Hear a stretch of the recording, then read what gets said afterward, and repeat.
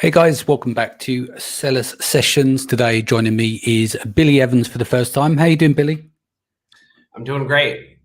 Excellent. Thanks, Do you want to give the audience a little bit of background on yourself? Sure.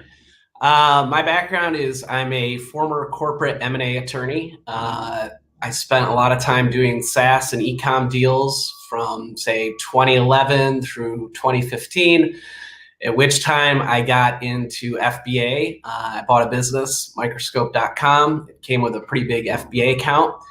So I got immersed in the world of Amazon FBA, and along the way, I kept doing some M&A deals, advising sellers, brokering a few deals. And that just led me to where I am today, which is now creating this platform for sellers to get better deals when they exit. Sounds good. Should we kind of break down? Obviously, I speak about this a lot on the show, and we've brought in people like Elevate Brands, Thrasio, etc. We know there's a bit of a like a bubble going on with inside of the community. More and more speakers that I speak to, more and more sellers that I speak with, constantly being reached out to various different aggregators and people that are raising funds to buy Amazon businesses. So it's very hot at the moment. I mean, what was interesting about speaking to you, for me, supporting the seller side, like where does the sellers get the most benefits, is that there's no brokerage fees and you've created a platform. Do you want to explain how that kind of platform works and why that is beneficial to on the seller's end? Yeah, sure. So FBA Private Market is a platform specifically focused on Amazon FBA acquisitions. So that's all we do. And as you mentioned, there's no brokerage fee for sellers, but also there's no long-term exclusive contract either. So that's two things you get when you're working with a broker, is the fee, but you also are going to be locked in for a period of time working with them. And on the other end of it, we have buyers, and we only deal with professional buyers who we vet. We vet every buyer, and they have a track record and proof of funding. So, because here's the thing: there's a lot of people in the space that have got funding, but this split. You've got some really smart, sharp people like at Thrasio know their stuff inside out on the back end, and the way that deals are structured as well. It's beneficial because when people are selling to Thrasio, there's quite often people will do a back end deal. It's not just all cash up front, and they've seen the benefits of that, and they've got the case studies and stuff to prove it. And then on the flip side of that, you've got people in the industry that have come in who had no idea, and they don't even know how to do a transfer over to the new Seller Central account. Do you see what I mean? So when you talk vetting, what does that entire, other than proof of funds? Yeah. So it also involves looking at their track record, their experience, their team. So every buyer on our platform, we interview and we talk with, and we have a relationship with. You can't just join the platform unless you can demonstrate funding. And just to give you an idea, the proof of funds, it's usually in the neighborhood of 50 million and up. So we have a lot of the aggregators on there. There's private equity firms, all professional buyers with experience and professional M&A teams. Yeah. And so how's this kind of breaking down? Because obviously this is the first public airing of this. You launch quite soon. You're working with a large group in the industry that has a lot of seven-figure sellers and stuff. Where are you starting to develop? Where's the rollout coming, and how's the early stages going at the moment? It's taking off like wildfire, and we're not really trying to even promote it yet to the public. As you know, you and I have talked a little bit about it, but yeah, we have some strategic partnerships with seller communities, with premium seller communities. Those are exclusive partnerships, and we have other groups that we're working with to create what we believe is the best deal pipeline in the industry. So we're helping buyers, these professional buyers, in the sense that we're creating high quality deal flow with these great Amazon businesses. But what we're really doing is we're helping sellers get great deals because we're creating a competitive bidding environment among these buyers. So a lot of times, as you know, sellers will go direct to a buyer, sometimes in an effort to save the broker commission, or maybe under the belief that it's easier or faster. And it can be quick, but if you're dealing with just one buyer, it's hard to get a really great price and a great deal. The thing that drives that in any transaction is having some competition. So we're creating the competition among the buyers. And that way sellers are assured that they're getting a great price, but also market deal terms, which is also really important. And I know people talk about it a little bit, but that matters as much as the price. And as far as the rollout, we're probably going to be going live with deals this month. We're on track to do that. So that's where we are now. Yeah. And how many qualified buyers or aggregators or whatever that you've got on board at the moment? Because there's about, what I know of is I've got a spreadsheet running about 20, 30 of them. Obviously there's could be more than that, but for your experience and your knowledge, how big is the marketplace with these buyers with, say, funds of 50 mil and above? I think it's bigger than that. We have a list on our website. I think there's like 60 names on that list now, somewhere in that neighborhood, I would say. And it's growing daily. Every day I'm hearing about new ones that are kind of flying under the radar. Yeah. Currently, we have a very curated process, as I was mentioning, for a buyer to come on the platform. Right now, we have just over 25, and among them, it's over $1 billion in funding between them. And honestly, everyone that we've had a discussion with has said yes and joined the platform. So we're just kind of working our way through that list, and I'm confident we'll have all of them. Yeah, or a very high percentage here very soon.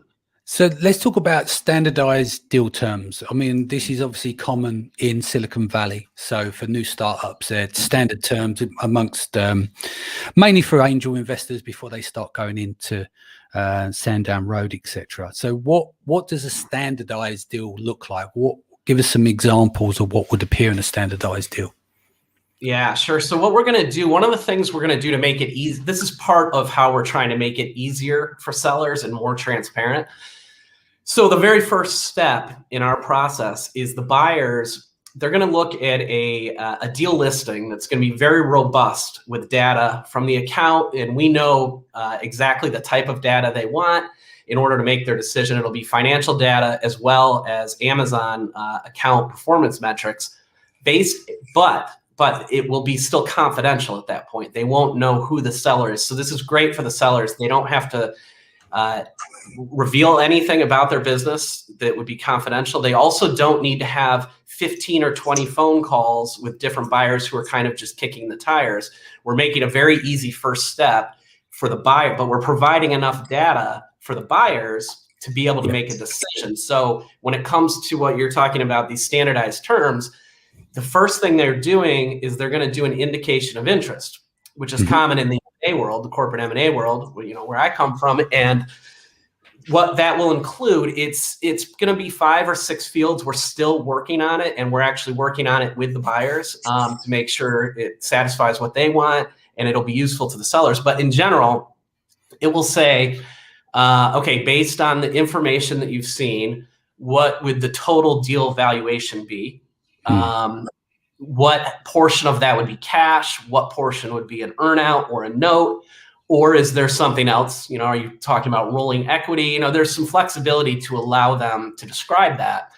And then it will go on to say, how are you planning to value the inventory? Is it going to be 100% of the landed cost? Are you trying to do a discount?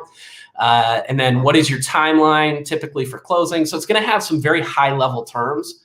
And all of the buyers are going to use this similar format. And like I said, there's a little bit of room for customization because we want them to be able to include some of their own unique special sauce in the indication of interest. But then the seller will receive that. They'll probably receive, say they get 5 or 6 of those. They can sift through those, and we're going to help them, determine which ones look the best. And then only the ones that look really good, they can take to the next phase. At that point, we will sign an NDA. They'll actually talk to the buyers. The buyers will learn which exact account they're talking about. And so it's just going to streamline the process for both parties and allow the buyers to really hone in on businesses that fit their target criteria. At the same time, the sellers will be able to easily compare these offers against each other at that stage because they're all going to be very similar in terms of the way they're appearing and being structured. Yeah. So how are you actually qualifying a seller? So people listening back on the podcast or live here, what if they decided they want to start looking to sell their Amazon business, what are some of the key areas they need to qualify on? Yeah, so we're looking primarily at an SDE or profit of 100,000 and above for the trailing 12 months. That's going to put you somewhere in the revenue range, typically of 500 to $1 million as a starting point, and then from there, it really goes all the way up. I mean, it's determined by our buyer pool, which that's where they are kind of starting. That's where most of them are starting to look, but then they'll go well above that. So we've got people that we're working with, with 10, 20 million in revenue. So it's a great way to deal with any size Amazon business above that threshold. So effectively, the threshold is really about having 100K in profit for the last 12 months. Yeah. So your turnovers, not that your turnover is irrelevant, because obviously it's relevant to your turnover. Your profit's going to be relevant to your turnover, but you're looking at a minimum. So if someone goes through their accounting software, the key thing is as long as they're doing 100K and above in the last 12 months, that is something there that they can step forward and have that conversation. What happens with people, when new entrants are coming into the market? They're looking to sell their business because maybe there's a lot more Chinese manufacturers who can get better pricing, doing marketing in a slightly different ways, if you want to read between the lines, right? What happens with companies like those who want to get out of the game? Is there a massive impact for them? Do you mean for sellers who are looking to exit? On the seller side, let's just say you've been running your Amazon business for a few years and the sales are starting to go down. You've got new sellers coming into the marketplace. They're finding it a bit tougher to compete. What happens when, we just talked about the profit end of things, but what happens when sales are starting to drop and you start to see revenue go down over a period of time? What kind of impact does that have on signing up with a company like yourselves? Because it's going to be two types, right? There's people with a rocket ship and there's people who might want to get out the game. And it's like, well, someone else can take this over, or it could be looked at as like, I need to dump this ship and hopefully someone can pick this up and run with the ball and I'll still walk away with something.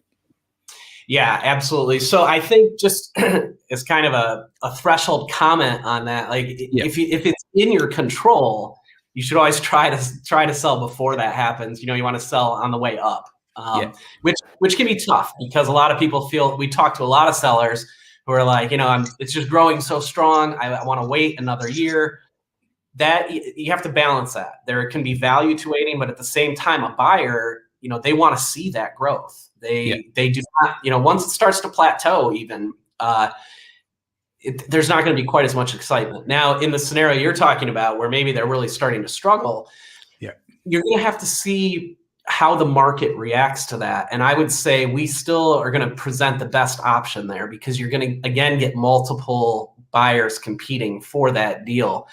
And if there is a good way to explain why that's happening and maybe even address how that could be, how a bigger buyer with more resources could handle that, I think there's ways we can massage that in the description. And I should just comment too that this is not a do-it-yourself platform for the sellers. When you come on, you work with our team of experts, M&A experts. We have accounting partners in this space and M&A attorneys. So they're there to help create your listing, help you sift through the offers every step of the way through the process. Cool. I've got a question here from Sai. It says, hey, Danny, is there advantage to having a spread of AMS, a website, eBay, etc. in different regions, EU, US? Is there a sweet spot for the channel mix? That depends right now on the buyer. So that's a really interesting question because a few years ago, that was looked at as really valuable to have diversification. In fact, being just on Amazon, even 2 years ago, they would tell you that would hurt your multiple. That's changing now with these aggregators because a lot of them that's all they want to start. But then some of the bigger ones are happy to have those other channels in there. I can't say if there's like a magic mix of what the revenue should be just because it does vary by the buyer. But generally on our platform, we say if you're doing 80% on Amazon, you're a great fit for what we do. Yeah. If you're doing more than that, you're a great fit. If you're doing less, let's see. I mean, we can list it. That's one of the beauties of what we're doing. So because there's no commission, there's no long-term exclusive contract, you can list on our platform. And if you don't get the offers you want, or it's not where you think it is, you don't have to accept any of them, and you're free to do whatever you want after that. You could, if you wanted to, go list with a broker, or you could just put your head down and keep working on your business for another 6 months and come back. Yeah. So how does sellers plug into your platform? Is it just Access, MWS, API, access? Yeah, right now we're getting manual access. We have an API coming, but we also just want a set of human eyes to be looking at everything and make sure that it makes sense. So there's that piece. And then there's also the financial piece, which is off. It's partially on Amazon, but we're also going to have to get into your books with our accounting partners. Cool. Is there anything else I've missed off here that we should be covering in terms of the benefits of this? The only thing else I would say is, even if you're not ready to sell, like you're thinking about it, or even maybe you're not at quite the numbers that I mentioned, still sign up on the platform. And I'll tell you why. Because if you come in, we can start building your listing for you, and we can keep it private and confidential, and there's no obligation. You don't have to sign anything. And you can use that as a resource to see how your business is going to look to sellers. And you know, because we put on there every metric that's important. You can see how it measures up. And you can kind of be using that as a report card on your business. And then when you feel like you are ready to sell, it's very easy to just launch that listing. And you know, it's like, you don't want to wait to start building your listing right when you want to sell. Let's start working on it now and get it ready to go. So I would welcome anyone to come in and sign up. Excellent. So just going through your website now. So it's fbaprivatemarket.com, right? That's right. Cool. And then when are you going to be, when are you guys going to be like officially live, or so or people can sign up from today, for instance? It's live right now. You can sign up right now. Everything is live, working. It's just we haven't been releasing it to the public yet. We're dealing with a lot of people behind the scenes. The other thing I would say is we have a Facebook group called Big Exits. So that's free to join. You can get in there and just, that's a curated group where we're having high-level discussions just about selling Amazon businesses. That's it. Cool. And what is your thoughts on the market? Obviously, you've gone and built a platform. You're looking into a crystal ball, and you're seeing a lot of activity. You mentioned on your website as well, over $1 billion's been raised in the last 12 months across different companies, aggregators, etc., private buyers. Where are you seeing the market going in the next 18 months? It's going up. I mean, multiples are going up. There's just no denying it. And I think it's a long-term market also. I think it's very clear that these aggregators, I mean, there's a little bit of I don't know if bubble is even the right word, but it's red hot. Let's just, we can all agree on that. It's red hot. Even if it cools off a little bit from the aggregator perspective, these are still valuable assets, these businesses. And if a business is generating income and revenue, that's a valuable asset going forward. And it will remain so. I mean, as long as Amazon has third-party sellers, this is a long-term market. So would I be right in thinking, with people going out there raising the money, they've got to spend the money, right? So when they're having meetings and say, okay, we need to buy, 2.5 to 3 Amazon businesses every month for the next 12 months, they're kind of slightly under pressure to pay a bit more to meet their quota. If I'm right, this is your world, not mine. And if you're not spending the money and buying these businesses, it's not going to work too well for you trying to raise another round down the road because of the confidence there. Meaning, that you're not spending the money, or you're not getting the deal flow. So you're going to help on the deal flow end of things, which then comes back to my point of the whole bubble thing. So do you think that we're going to start seeing some silly valuations? Because I've already spoke to Thrasio publicly on here and Elevate Brands. They say, look, if you get a silly offer, take it. Yeah, we're not paying for it, Yeah, so I think you are going to start seeing that, and we're hearing about that there's some buyers out there right now that I think in an effort to gain traction against the likes of a Thrasio, or an Elevate or a Heyday or any of the big guys, that's exactly what they're doing, is they are offering, above market pricing. And it's interesting because above market in this market is still a value in comparison to other investment vehicles and like other public markets. So I think they still see the opportunity even paying above that. But I think the other thing too, not only is there that pressure among the buyers and the pressure among them to deploy those funds, they do need to do that, but also the quality of these Amazon businesses is getting better. Like your average Amazon business today that's doing $1 million in revenue is far higher quality than it was in 2017 or 2018. A lot of the businesses back then were just really like kind of copycat private label, just, you know, straight from the factory, just slap a sticker on it. So as these businesses become more viable and higher quality, they're really, you know, these current sellers are really, these are real businesses. Like they're running, you know, they're creating more sophisticated now. If you look at 2015, you could, the reviews, the compliancy and stuff now, everything that's changed in the last 4 to 5 years, the barriers of entry have got a lot higher for people with small budgets. You need to spend some real money to get into the game now, right? And there's more risk, and you need more capital to deploy for inventory. So now we're seeing, even from Amazon's end, where they're tightening up on the reg side, is forcing people to run better businesses as well. It is. And, you know, and there's so much training out there too. It's just everybody's getting better. But the effect of that is as these assets become higher quality, it justifies higher multiples. It's not just the market dynamics of the competition. It's also that the asset quality is going up. And I believe for the most part, the really good ones, the highest quality stuff hasn't even hit the market yet. Like I think a lot of those guys are waiting to see what's going to happen and trying to see how to sell. So I think when you combine all of that, multiples are headed up. I mean, there's just no doubt that's where they're going. What's the craziest multiple you've seen close in the last 18 months?